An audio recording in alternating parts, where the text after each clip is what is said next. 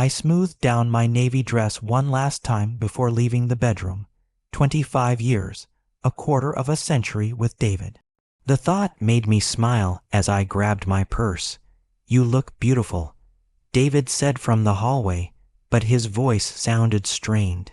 "Are you okay? You've been so quiet all day." "I'm fine, just nervous about tonight, I guess." I laughed and squeezed his hand. "It's just dinner with family, the same people we see all the time." He nodded, but his palm was sweaty against mine. We'd met in college, both of us 20, too idealistic broke. I wanted to teach, he wanted to change the world through finance. We didn't change the world, but we built something good. 2 kids, Emma and Michael, a comfortable house. My teaching job at Riverside Elementary, his financial consulting work from home. "Mom, Dad, we're here." Emma's voice called from the restaurant entrance. Our daughter wrapped me in a hug, her boyfriend Carlos hovering behind her with a shy smile. Michael arrived moments later, still in his university hoodie. "Dude," Mom said, "dress nice." Emma hissed at her brother, "This is nice. It's my clean hoodie." I laughed, but I couldn't shake the feeling that something was off. David had barely touched his wine. He kept checking his phone under the table. He'd lost weight recently. I'd noticed his shirts hanging looser. "David, honey, you're not eating." My mother Margaret said, concern in her elderly voice. "Just not very hungry, Margaret, but everything's delicious." After dessert, after the toasts and the laughter and the photos, David leaned close to me. "Can we talk when we get home? Privately?" My stomach dropped. "Is something wrong? We just need to talk. Please." The drive home felt eternal. My mind raced through possibilities. Was he sick? An affair? Financial problems? None of it made sense. We were fine. We'd always been fine. We weren't fine. David's hands trembled as he sat across from me in our living room. The same living room where we'd brought our babies home, where we'd celebrated holidays, where we'd built our life. "Sarah, I need to tell you something. Something I should have told you a long time ago. You're scaring me. 15 years ago, I lost my job. I blinked." "What? No, you've been working from home for—" "I never found another job, Sarah." I lied. The room tilted. "That's impossible. The money, the bills, everything. Let me finish, please." His voice cracked. "When I lost my job, I panicked. I got into cryptocurrency investing. At first, I made money, a lot of money. I thought I could make it work, that you'd never have to know." "David, what are you saying?" "Then I lost it all, everything, and I couldn't tell you, so I took out a loan against the house." "You what?" "I forged your signature. I'm so sorry. I thought I could fix it, make the money back, but it just got worse. I took out more loans. I drained our retirement accounts. I opened credit cards in your name." I couldn't breathe. "How much?" "Sarah, how much?" $380,000. The number didn't compute. It was too large, too impossible. "The house," I whispered. "Foreclosure, 30 days. Our retirement, gone. My credit." He started crying. "Destroyed? I'm so sorry. I'm so sorry." I stood up, my legs barely holding me. "You forged my signature. You committed fraud using my name." I didn't know what else to do. Every time I tried to fix it, it got worse. The interest, the fees, it just kept growing. "You could have told me. 15 years ago, 10 years ago, 5 years ago, last week. Any time, David. We could have dealt with it together." I was ashamed. I was the husband, the provider. I couldn't admit I'd failed. So instead you destroyed everything.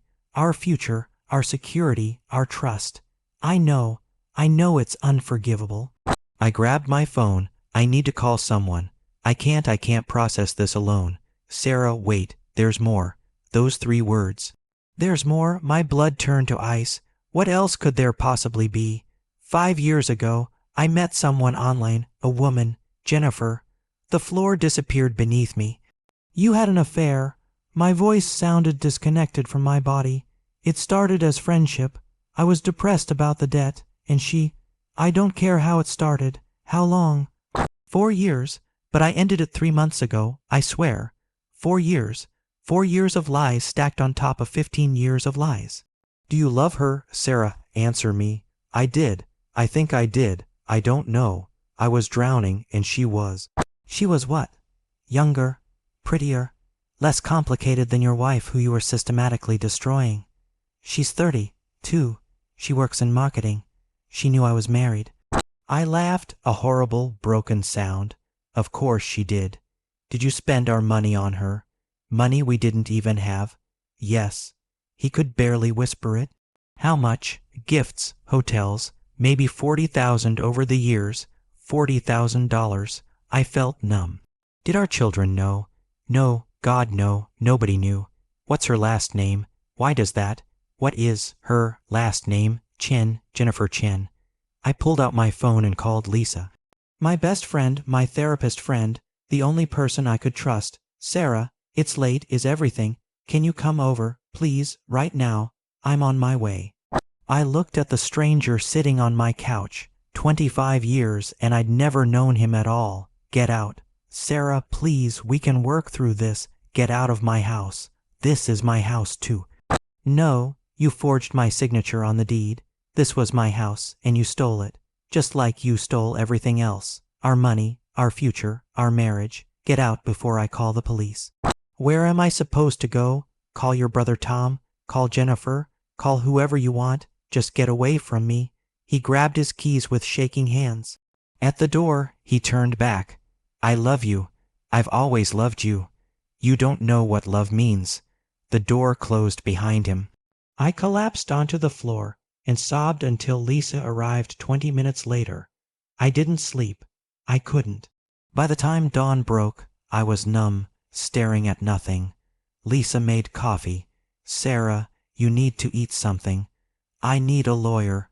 Yes, you do. Do you know anyone? My colleague Karen used someone for her divorce. Rebecca Morrison. Lisa pulled out her phone. I'm calling her right now. By noon, I was sitting in Rebecca Morrison's office. She was sharp, professional, and when I told her everything, her jaw tightened. This is financial abuse, potentially criminal fraud. We're going to bury him. I just want the truth, all of it. My paralegal Kevin is excellent at forensic investigation. We'll find everything. Over the next week, the real nightmare emerged. Credit cards I'd never opened. Loans I'd never signed for. My signature on dozens of documents. Close, but not quite right. David had been practicing forging my name. Sarah, I found something else. Rebecca said during our third meeting. He transferred money to Jennifer Chen. $45,000 over 4 years. He told me 40. He lied about that too, and Sarah. That money came from your children's college funds. I thought those funds were intact. We'd sacrificed for those funds. My credit score, 412. I'd had perfect credit my entire life. David called 17 times that week. I didn't answer. His brother Tom called too. Sarah, I'm so sorry. I had no idea. David asked to borrow $30,000 2 years ago. He said it was for a business investment. It was for his girlfriend and his gambling debts. Jesus, I kicked him out. He's staying at some motel. He's a mess. Good. I had to tell Emma and Michael. They came home together, sensing something was catastrophically wrong. Mom, what's going on? Dad keeps texting weird messages. I told them everything. Every lie, every betrayal, every dollar stolen. Emma cried into her hands. The college fund, gone. I'm sorry, baby. Michael stood up and punched the wall, leaving a hole in the drywall. Michael, how could he do this to you, to us? His eyes were red. I'm never speaking to him again. You don't have to decide that now. I've decided. He's dead to me. Emma was softer, but her voice was cold. I can't believe I defended him when you guys fought. I thought you were being too hard on him sometimes. This isn't your fault. I feel so stupid. We all do, honey. He fooled all of us. Rebecca moved fast. She filed for divorce and reported the forgery to the district attorney's office. Within 3 days, David was being investigated for fraud. Sarah, he could face criminal charges, up to 5 years. Part of me wanted that. Part of me just wanted it over. Tom called again. I demanded my money back. He doesn't have it. I'm considering legal action too. David's few remaining friends started distancing themselves. Nobody wanted to be associated with a fraud case. Then I got an email from Jennifer Chen. Dear Sarah, I know this is unexpected. I learned that David told you about me. I want you to know that I didn't know the full truth about your marriage. David told me you were separated and heading toward divorce.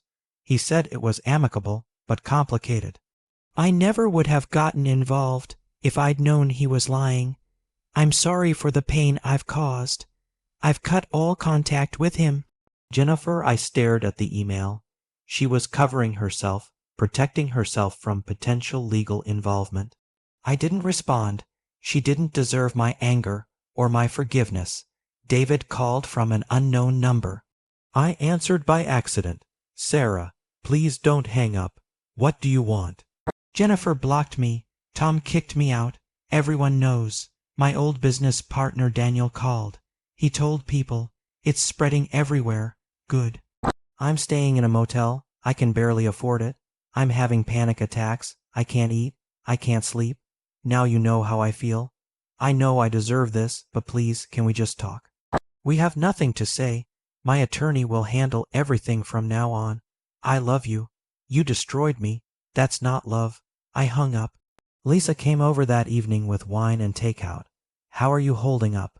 I keep waiting to feel something. Anger, sadness, anything. But I just feel empty. That's shock. It'll come. He's falling apart. Everyone's abandoning him. How do you feel about that? Honestly, nothing. He's not my problem anymore. She squeezed my hand. That's growth. Patricia Nguyen, the financial counselor Rebecca recommended, laid out my options with brutal honesty. You'll need to declare bankruptcy. Chapter 7. It'll wipe out most of the debt that's in your name and the house. Foreclosure is inevitable, but Rebecca is building a case that you're a victim of fraud that might protect you from some liability. My retirement. Gone, I'm sorry, but you're 47. You have time to rebuild. Time. I'd have to work until I was 70 now. Maybe longer. What do? You survive, you rebuild. You don't let this define you. I got a second job tutoring after school. Emma and Michael insisted on contributing money from their part-time jobs. Mom, no, you've given us everything. Let us help, please. When I told my mother Margaret everything, she cried. Then she got angry. Then she did something that made me cry. I'm selling some stocks. You're getting $15,000. Mom, that's your retirement. Hush, you're my daughter. Family helps family. That's what David forgot. The most surprising support came from my school. Teachers, parents, even students organized a fundraiser. MS, Sarah has always been there for our kids. Now we're here for her. They raised $8,000. I sobbed when they gave me the check. I don't deserve this. Yes, you do. Principal Martinez said firmly. You're one of the best people I know. Lisa started therapy sessions with me twice a week. You're processing trauma, Sarah. Financial abuse is real abuse. I keep thinking about what I missed, the signs. How could I be so blind? He was a practiced liar. This isn't your fault. I started journaling. I joined a support group for financial infidelity survivors.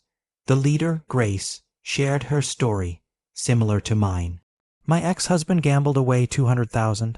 I rebuilt. You will too. How long did it take? To feel normal, 2 years. To feel happy, 3. But I did it. You will too. For the first time since David's confession, I felt a flicker of hope. 6 months later, I walked into the courtroom for the final divorce hearing. Rebecca had built an ironclad case.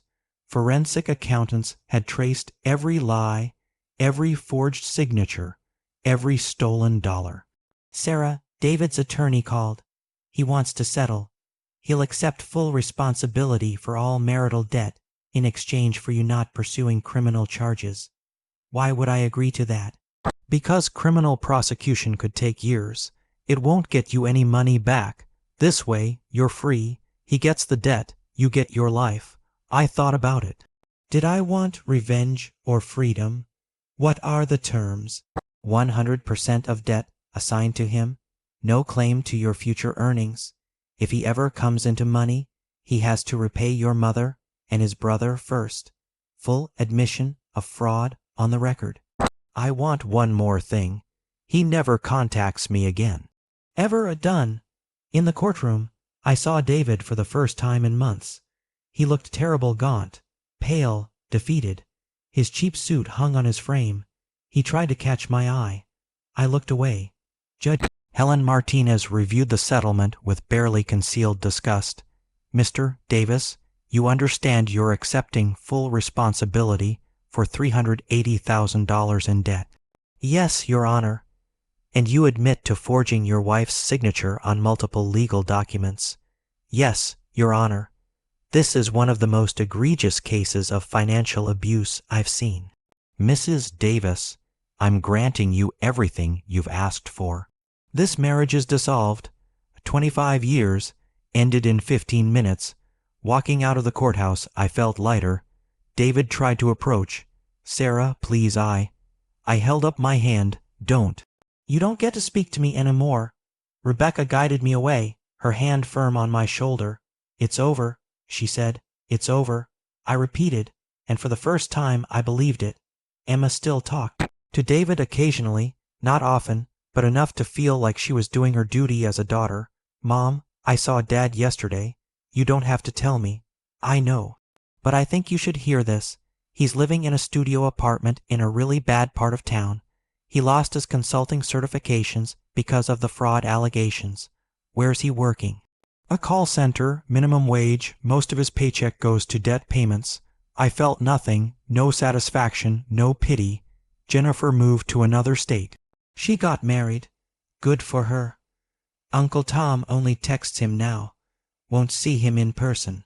Grandma and Grandpa Davis help him with money sometimes, but Emma says they're so disappointed. What about Michael?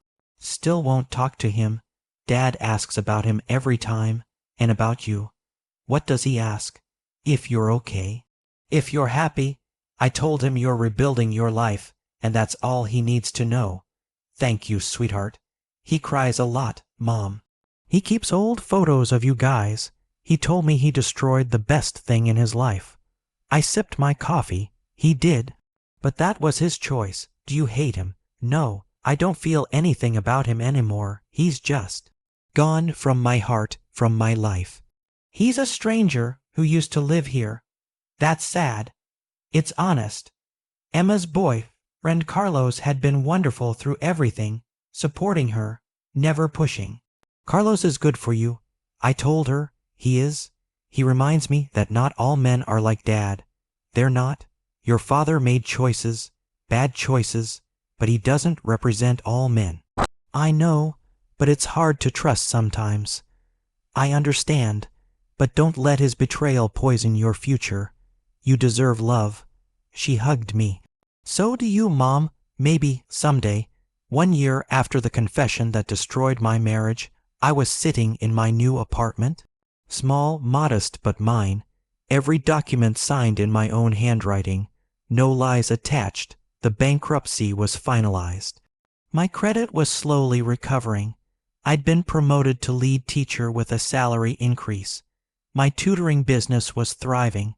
Word of mouth brought me more students than I could handle. Mom, I'm so proud of you. Michael said during Sunday dinner. We both are. Emma added, you're incredible. I'd paid back half of what my mother had given me. She insisted I didn't need to, but I wanted to. I'd even started dating. Nothing serious, a few dinners with a man named James from the book club I joined. He was kind, made me laugh, didn't push. I took up pottery with an instructor named Sophie who became a friend. I traveled when I could, small trips, but mine, you're glowing, Lisa said during one of our now monthly coffee dates. I feel like myself again. Actually, I feel like a better version of myself. You've done the work. You've earned this. One Saturday, I was reading at a coffee shop when I saw him. David, he was with someone, a colleague, maybe laughing at something. For a split second, he looked like the man I'd married 25 years ago. Then he saw me, the laughter died, his face fell, I held his gaze for a moment, then I smiled, not warmly, just politely, and returned to my book. He didn't approach. When I left 30 minutes later, he was gone. That was when I knew I'd truly moved on. He was just someone I used to know. 2 years after the divorce, Emma called. "Mom, Dad's in the hospital." My heart didn't skip. I waited. Heart attack. It was mild but scary. I thought you should know. Thank you for telling me. Is he okay? He will be. I'm not asking you to visit or anything. I just thought you should know. I appreciate that, honey. I didn't go to the hospital. But I did something unexpected. I wrote David a letter. David, Emma told me about your heart attack. I hope you recover fully. I'm writing this for me, not for you. I need closure, and this is how I'm getting it. What you did nearly destroyed me. For months, I couldn't function. I couldn't sleep, couldn't eat, couldn't imagine a future.